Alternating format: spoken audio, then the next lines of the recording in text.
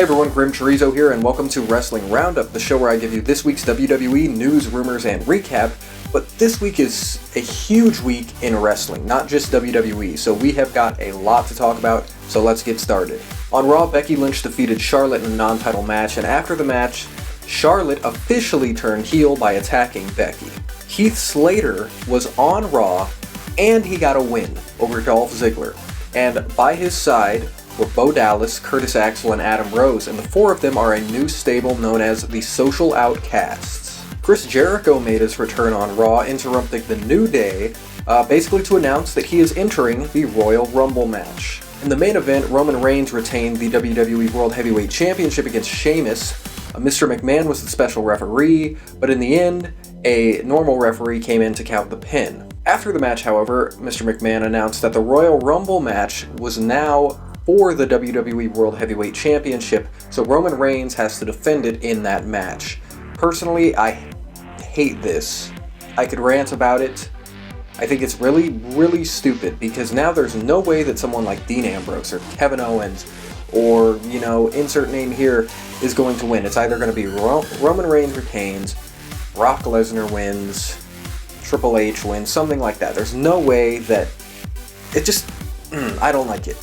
I don't like that it's for the title at all. So this week was the first week that SmackDown moved to the USA Network, and it was actually a pretty good episode, and a big part of that was because of the new commentator, Mauro Ranallo.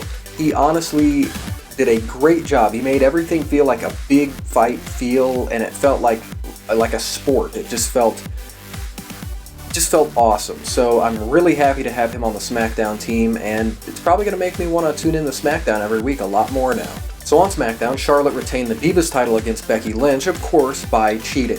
And in the main event, Dean Ambrose retained the Intercontinental title against Kevin Owens because it was a double countout as the two of them brawled all over the arena, and the brawl ended when the two went through two tables on the outside. So it was announced that next week on Raw, Brock Lesnar will make his return. I can only imagine that he will announce that he is entering the Royal Rumble match. So earlier this week, it was announced that John Cena has a shoulder injury and had to have shoulder surgery, which he just had today. It was successful, but he's going to be out probably at least 6 months, which means he's going to miss WrestleMania.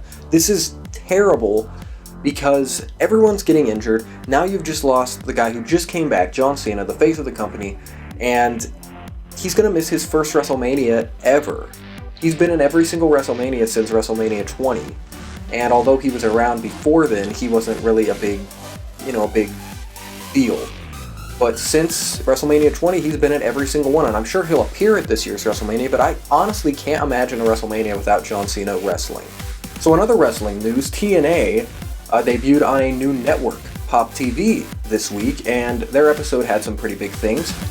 Mike Bennett and Maria from Ring of Honor have made their debut. James Storm made his return after just being in NXT. And there is a new TNA World Heavyweight Champion, EC3. So this past weekend, Wrestle Kingdom 10, which is New Japan Pro Wrestling's big show, took place. I watched it all. It was insanely amazing. If you have the chance, watch it. It was great. And the two biggest matches, Shinsuke Nakamura retained the Intercontinental title against AJ Styles, and Kazuchika Okada retained the Heavyweight Championship against Hiroshi Tanahashi.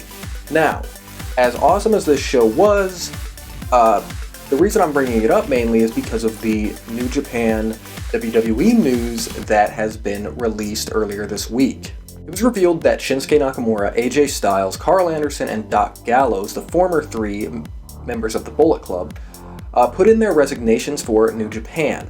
Then it was revealed that the four of them are heading to WWE. This is huge news because this is right after New Japan's biggest show, AJ Styles and Shinsuke Nakamura being two of New Japan's top guys, and Carl Anderson and Doc Gallows being huge players there as well as two of the most prominent members of the Bullet Club. Rumor has it that AJ Styles could be making his debut as soon as the Royal Rumble this month. So I'm really excited about this, but at the same time I'm worried that they're going to mess these guys up, because AJ Styles and Shinsuke Nakamura especially need to just come in and be main eventers, because that's what they are. They are two of the biggest and best stars in the world of wrestling, and everyone knows it. The casual fans, just tell them, let them know who they are, but everyone else, They know these guys are a huge deal, and they cannot just be in random matches. They need to be the big stuff, because that's what they are. They are huge deals, and WWE is actually very much acknowledging these rumors by posting on their website multiple articles about, are they coming? Will the Bullet Club be coming to WWE? And I think it's awesome that they're doing that. And speaking of that, more rumors are that more New Japan stars could be heading to WWE, like Tama Tonga and Bad Luck Fale, who are also both in the Bullet Club, as well as Rocky Romero. So thanks for watching this week's episode of Wrestling Roundup. The first week of 2016 has been huge for wrestling. Amazing show of Wrestle Kingdom. Huge news about these New Japan stars coming to WWE, and terrible, unfortunate news with John Cena being out, most likely, definitely, past WrestleMania. It's just a crazy week. But I hope you enjoyed watching this week and hearing all about it, and I hope you'll tune in next week. See you later.